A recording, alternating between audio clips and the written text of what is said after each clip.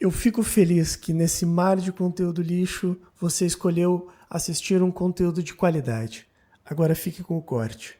Então o narcisista é uma pessoa que leva tudo pro lado pessoal e por causa disso você não consegue criticá-lo, você não consegue ter uma conversa onde ele assume um erro, onde ele sequer consegue focar no impacto dos comportamentos dele em você. Por mais que você esteja legitimamente certo, tipo, pô cara, você usou meu cartão e comprou um negócio de 5.000 reais sem a minha autorização. O narcisista ele é tão autocentrado que para ele não interessa o que ele fez com você, sempre a necessidade dele é maior. Então ele vai ficar confuso quando você tenta responsabilizá-lo, porque ele vai falar, mas você tem que entender que eu não achei o meu cartão. Como se isso fosse, você entendeu? Sim.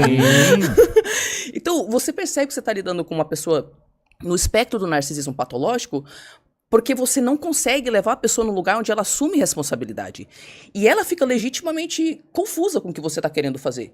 Por quê? Porque a resposta emocional dela de você tá falando que eu sou um péssimo ser humano, eu tô sentindo vergonha, é tão forte que a pessoa fica cega. Aí ela começa a dar patada, e nada se resolve. Seria uma forma de se autoproteger dela. Exatamente. O narcisismo patológico, ao contrário do que as pessoas pensam, não é autoestima exacerbada. A pessoa se sente tão frágil, tão criancinha, incapaz de lidar com as frustrações do mundo.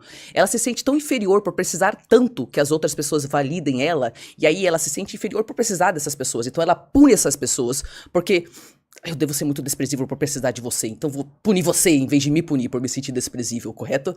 E aí, tipo, são essas pessoas que... não tem esse diálogo, você não consegue chegar no entendimento e é tudo resposta emocional, reativa e impulsiva. Então o narcisista ele não tem autoestima. O que ele tem é uma grandiosidade que é uma falsa máscara, que ele cria porque ele precisa. Como assim ele precisa, Tariana? Cara, todos nós sentimos dores de diferentes tipos. Se você não sabe processar sua dor, você vai buscar uma defesa psicológica. Pode ser droga, pode ser sexo, pode ser videogame, pode ser pornografia, pode ser agressão, você sai punindo as pessoas quando você se sente engatilhado. Pode ser dissociação, você pode ir embora para outro mundo, ficar no mundo de devaneio, correto? Pode ser mentira, você pode mentir patologicamente para tentar corrigir as coisas. Pode ser projeção, você vai falar, não, você é narcisista. Mas é assim que a psique funciona. Se eu não tenho um ego forte, ou seja, se eu não tenho a capacidade de sozinha regular o caos interno, então eu vou depender cada vez mais de defesas psicológicas. E quanto mais imaturo uma pessoa for, mais ela é defensiva. Você entendeu? E o narcisista é só defesa. Comenta, curte, comenta. Eu fico preocupado demais com isso, porque me parece que cada vez que passa, as pessoas mais jovens estão super protegidas. Isso pode desencadear um trauma maior na adolescência e as pessoas se transformar num narcisista depois. Eu acho que... Não é uma parada genética mais, assim, sabe? Olha, você mencionou um negócio muito interessante. As pessoas ficam, não, porque narcisista nasce assim, porque esses monstros, todos nascem assim. Isso é um entendimento extremamente raso de como funciona o comportamento humano. Comportamento humano, mesmo em casos onde há um fator genético, dificilmente é determinado unicamente pela genética. O comportamento humano, ele é sujeito a uma enorme influência de todas as outras coisas que a gente passa na vida. Até o que a gente come pode impactar no nosso comportamento. Sim. O nosso sono, com quem que a gente interage. Eu posso ter uma predisposição genética que não é ativada, porque eu tenho que passar por uma experiência específica para ativar aquele comportamento, aquela expressão genética. Então não é eu ter ou não ter a expressão genética, é se foi ativado.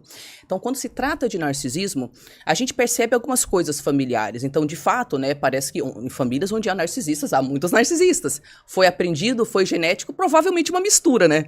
Mas o que a gente percebe? Se aprende. Um aspecto grande do narcisismo é aprendido. Por quê? Porque é defensivo. E isso quer dizer o quê? Que tem trauma.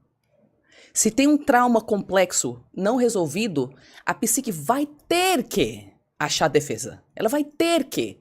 Todos os transtornos de personalidade, mesmo os que têm forte predisposição genética como borderline, você percebe que na maioria, não todos os casos, mas na maioria dos casos a pessoa passou por traumas complexos. O que é trauma complexo?